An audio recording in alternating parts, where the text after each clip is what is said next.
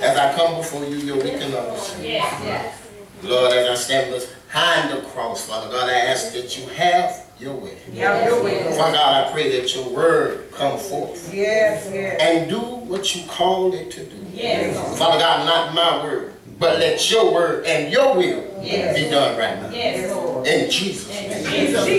Amen. Amen. Amen.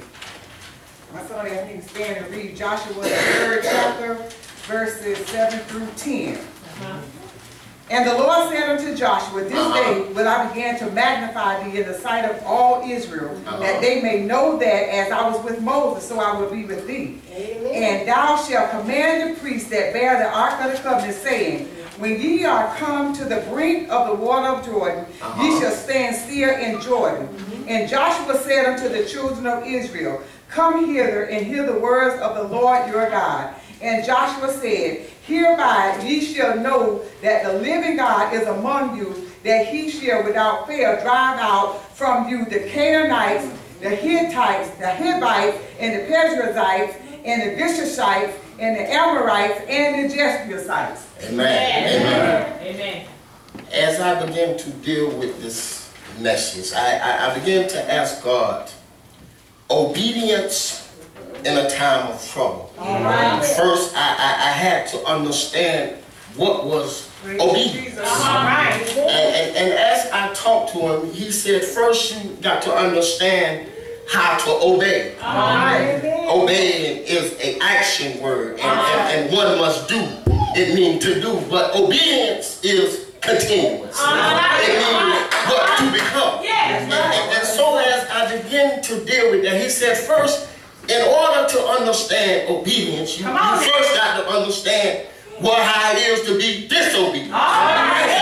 So he took me on a journey. And as I got on that journey, he said, go to Genesis. And as you look at Genesis, I want you to understand something.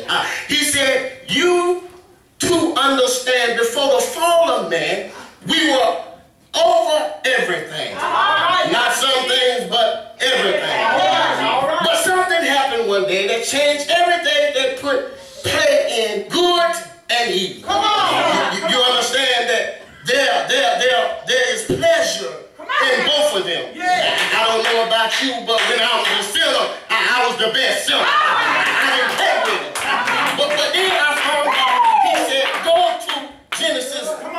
Genesis 2 and 9. And he said, God said, and out of the ground, man and the Lord God growed everything in the tree, and it was pleasant to the sight and good for food. And the tree of life also in the midst of the garden, and the tree of knowledge and good and evil.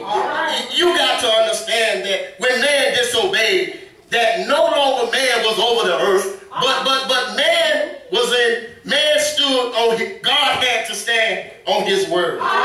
The Bible says that the earth ruled man and all its elements.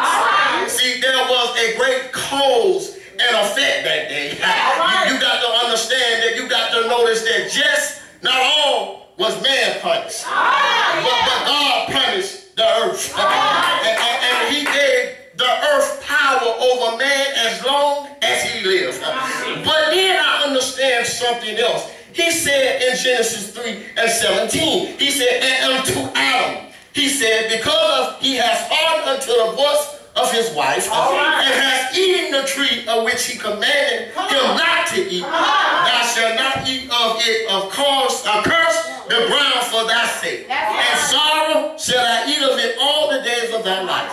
And the Bible says in Genesis 3 and 18, thorns also and thirst shall bring forth to thee, and thou shalt the herbs of the field. But we got to understand, God had, now God had to let man learn from his actions of being disobedient. You see, he had to learn what evil was and is. See, obedience is a time of trouble. You got to understand that obedience puts you in position. Disobedience puts you at the door of Satan to play with your mind and your conscience. You got to understand. Watch this. See, the Bible said, notice that the first thing that Satan attacked was Adam's seed. You got to understand that everything and everyone suffer for you being disobedient. See, you got to understand this obedience. The devil will build walls around you, and before you know it, you'll be caught up. You'll be caught up, and you'll have to play catch up because you'll be out of position. But I stopped by today, and I want you to understand this. You got to understand what's on the inside of you. Obedience. You got to understand that you don't need nothing at all. You got to understand that same obedience. That same obedience, it showed up in the lion's den with Daniel. That same obedience, it showed up for Meshach, and Abednego.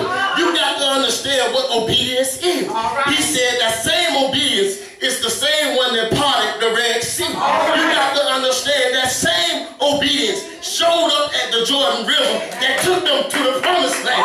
You got to understand that same obedience, being obedience, that same obedience, David, that's why he could fight lions, tigers, and bears. You got to understand right now. But it didn't stop there. See, that same obedience, because see, we were some disobedient people.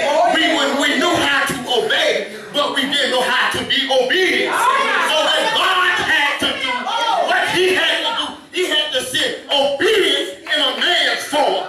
I know y'all ain't said nothing. But watch this. He said right now, he said that the obedience that God had to send from in a man's form, that same obedience from salvation had to set man free. And as it came came trials and tribulation. That's why the Bible says, great is he that is in you than he that is in the world. But see, what you can't